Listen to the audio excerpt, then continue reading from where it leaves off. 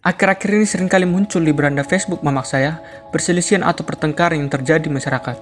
Mulai dari ibu-ibu yang bertengkar dengan sekelompok pria yang mengaku digaji oleh PTPL, ibu-ibu yang menangis histeris di atas kuburan, demonstrasi ribuan masyarakat yang videonya seringkali lewat, dan banyak lagi video kericuhan lainnya.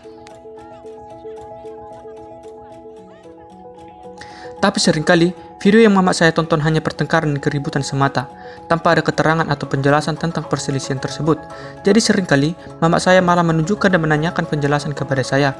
Dia menanyakan kepada saya dengan rumus 5W1H, apa, siapa, kapan, di mana, mengapa, bagaimana. Dan tentu saja, saya tidak tahu. Tapi karena saya anak yang berbakti kepada orang tua dan pengangguran yang memiliki banyak waktu luang, saya akan mencari informasi dan menelusuri terkait video yang mamak saya tonton dari media-media massa yang terpercaya.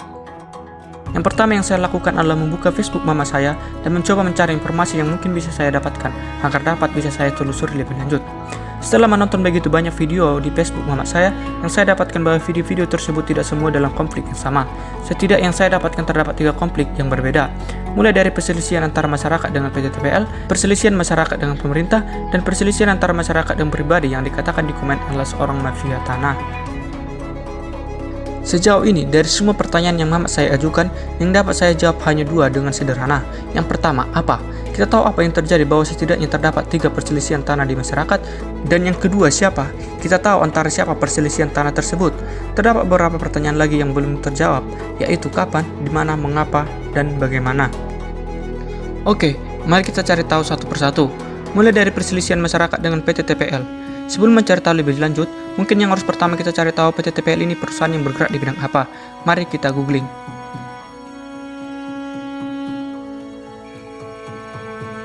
Jadi Google dikatakan bahwa PT TPL, PT Toba Pulp Lestari, perusahaan ini bergerak di bidang industri bubur kertas dan kehutanan, khususnya dalam pengadaan bahan baku pulp melalui pengembangan hutan tanaman industri. PT TPL adalah perusahaan publik yang beroperasi di Sumatera Utara. Perusahaan ini memiliki fokus pada produksi dan perdagangan bubur kertas, bahan kimia dasar, produk kayu, serta pengembangan konsesi hutan tanaman industri. Perusahaan ini berdiri pada tahun 1983, yang mana pada saat itu bernama PT Inti Indorayon Utama. Oke, sekarang kita tahu PT TPL ini apa. Sekarang mari kita kembali menelusuri dan mencari informasi tentang perselisihan yang terjadi. Saya akan coba googling.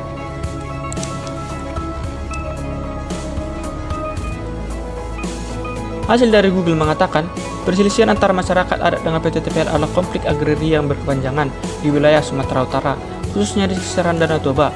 Konflik ini muncul akibat klaim kepemilikan dan penggunaan lahan yang tumpang tindih antara masyarakat adat dan PT TPL yang memiliki izin konsesi dari pemerintah. Lalu, sejak kapan perselisihan ini terjadi? Saya akan coba mencari tahu melalui artikel yang ditampilkan. Setelah membaca beberapa artikel, diantaranya artikel yang berjudul PT TPL bukan sahabat masyarakat adat, dan artikel yang berjudul Konflik Panjang PT TPL dengan Masyarakat Adat Natumingka, yang saya dapatkan bahwa perselisihan PT TPL dengan masyarakat bahkan sudah terjadi sejak PT ini baru didirikan, yang mana pada saat itu bernama PT Inti Indorayon Utama dan berlanjut hingga sekarang. Namun, kronologis konflik yang terjadi sebenarnya berawal sejak 1953, bahkan sebelum PT TPL ini didirikan.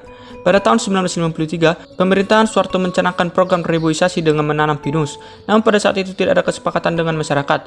Pihak kehutanan saat itu melakukan penanaman pinus tanpa persetujuan masyarakat.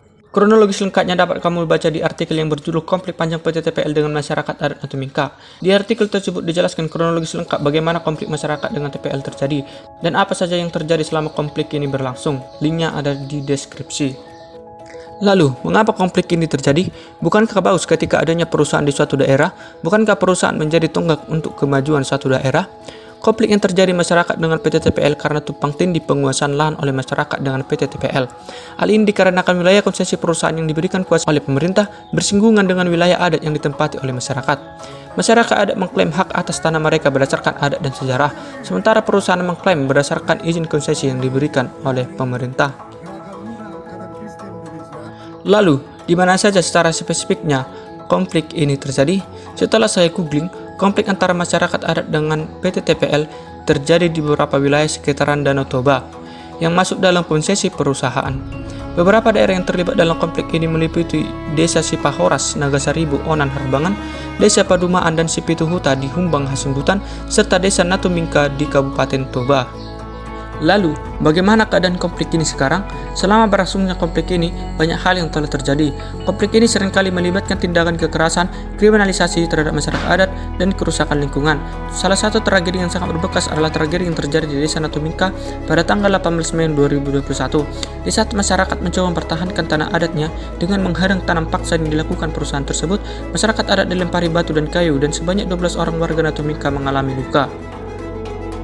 Konflik ini kian memanas, banyak beredar di media sosial terutama Facebook, perdebatan atau perselisihan masyarakat dengan karyawan perusahaan TPL. Salah satunya video ini.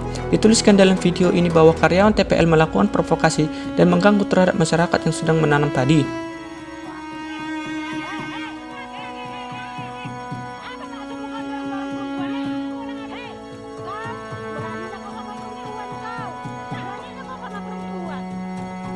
Pada tanggal 17 Juli 2025, masyarakat adat, mahasiswa, dan aktivis lingkungan melakukan aksi ke kantor DPRD Samosir dan kantor Bupati Samosir untuk menyuarakan tuntutan mereka agar PT TPL segera ditutup.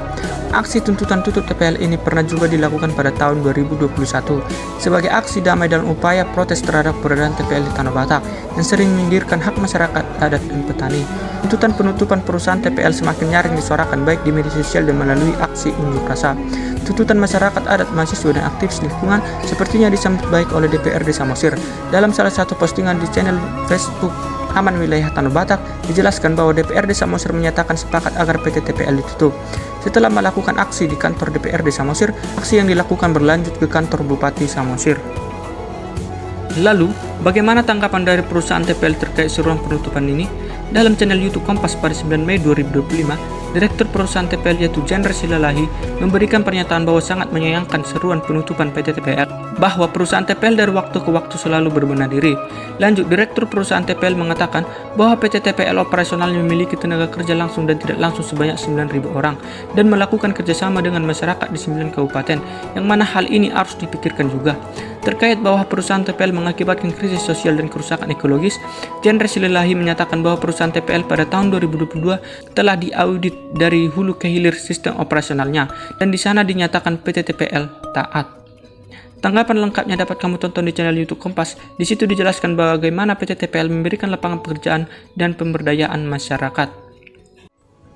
Setelah mengumpulkan sebanyak mungkin informasi dari berbagai sumber, sekarang saya dapat menjawab pertanyaan dari mamak saya terkait konflik masyarakat dengan PT TPL. Lalu bagaimana tanggapan mamak saya setelah mendengarkan penjelasan yang saya berikan? Mamak saya berpendapat, seruan penutupan PT TPL memang sangat disayangkan, karena banyak pekerja yang menggantungkan hidupnya di perusahaan ini. Penutupan perusahaan ini akan memberikan dampak yang besar terlagi di era yang sangat sulit saat ini. Tapi tentu saja seruan penutupan PT TPL ini bukan tanpa alasan. Ada masyarakat adat yang dirugikan. Seruan mereka sebagai perlawanan dari bentuk ketidakadilan.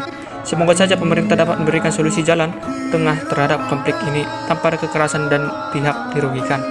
Kita doakan saja yang terbaik untuk masyarakat dan semoga tidak lagi kekerasan selagi konflik ini belum dapat diselesaikan.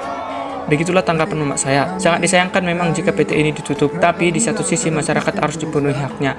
Ya, semoga saja konflik ini dapat segera diselesaikan dengan baik. Oke, sekian untuk pembahasan tentang konflik masyarakat adat dengan PT TPL. Untuk konflik selanjutnya kita bahas di lain waktu.